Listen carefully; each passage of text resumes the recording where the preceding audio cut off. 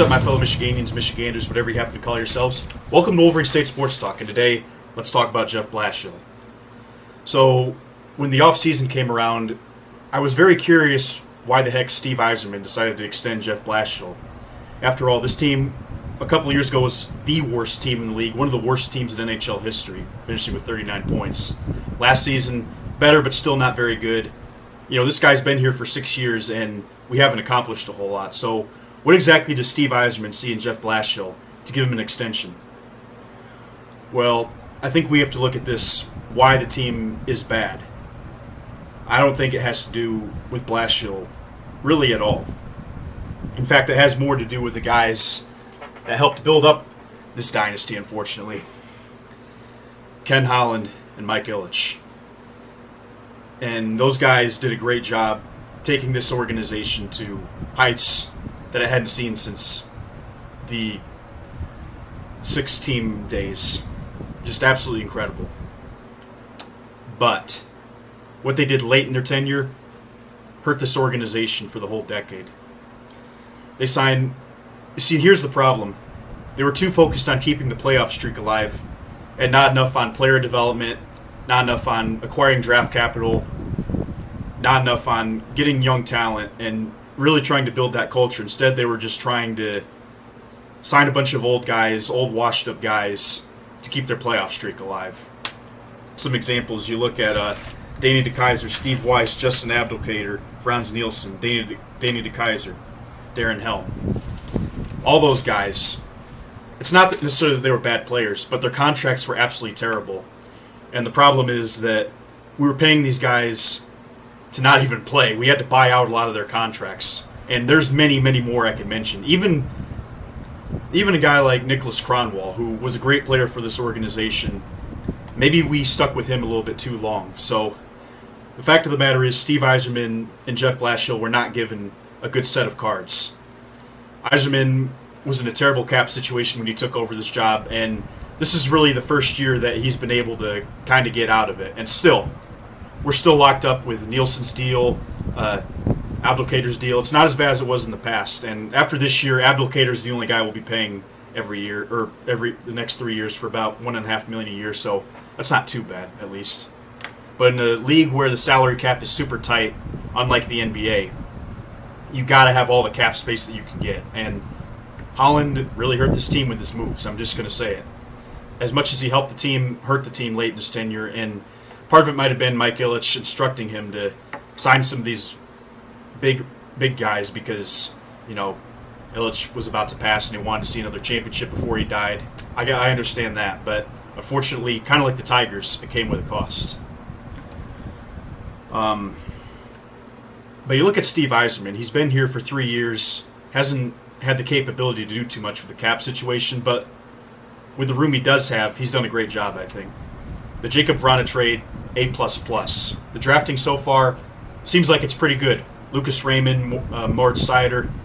A lot of people are really excited about those two, and there's other guys coming up.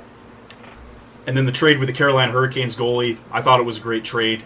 I know he didn't have a great first game against Tampa Bay, but then again, I think this defense still needs some work.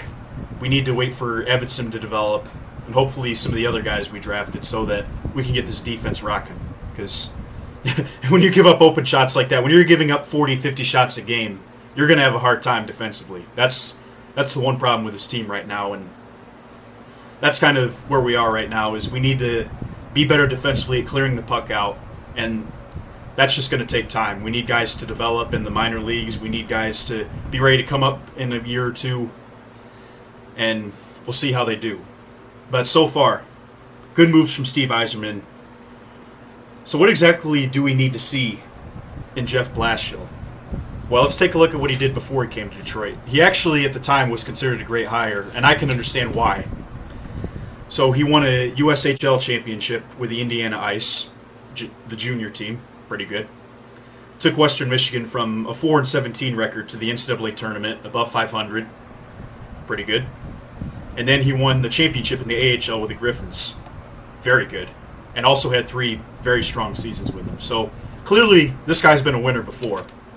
And no coach can win with the Red Wings situation with what they've had the past few seasons. So I trust Steve Yzerman that Jeff Blashill is the man that can keep this culture intact, or excuse me, that can change this culture and back into the winning ways, because the fact is the talent on the roster, that's not the fault of Jeff Blashill, nor is it the fault of Steve Yzerman. And Blashill has done good things before, so we're going to find out exactly what he can do in the NHL, because he hasn't really gotten his big shot yet. So the expectations for this season, how do we know if Jeff Blashill is the guy? Unfortunately, with the Jacob Vrana injury, which was really unfortunate, I really don't know what you can expect out of the first 4 months of this team. But I will say this. I still expect improvement from last season, because we did make some good free agent pickups, We did pick up that goalie from Carolina, which was good. We have a couple of young guys. Raymond and Sider finally getting their shot. We got Erne, we got Bertuzzi. There is some talent on this roster, albeit not the most talented roster in the NHL, but there are some good players, and there are some guys that we need to step up that have been in this league for a little while, and now it's kind of their time to shine. So we do have that going our way. Like I said, still need some development defensively. I would just say the expectation I expect from Jeff Blashill is very, very simple.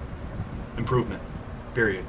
I'd say you finish with 77 points or more, you get close to that 80-point range, I'd consider that a success. When you consider where this team was a couple years ago, they improved last season. If they can just continue that upward trend, and then eventually, you're not paying Franz Nielsen $5.5 million, you can sign a guy or two.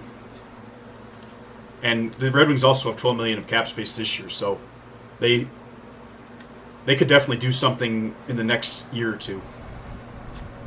But I think for right now, we get our team to 77 to 80 wins. I'd say that's a successful season, and Jeff Blashill is the man for this job. But if we fall short of that, I'm going to have my concerns, because we can't continue to be the worst team in the league. At some point, guys have got to show signs of developing, and we're going to find out. All right, thank you all for listening. Let's go Red Wings, beat those Blue Jackets tonight. Y'all have a good night. Take care.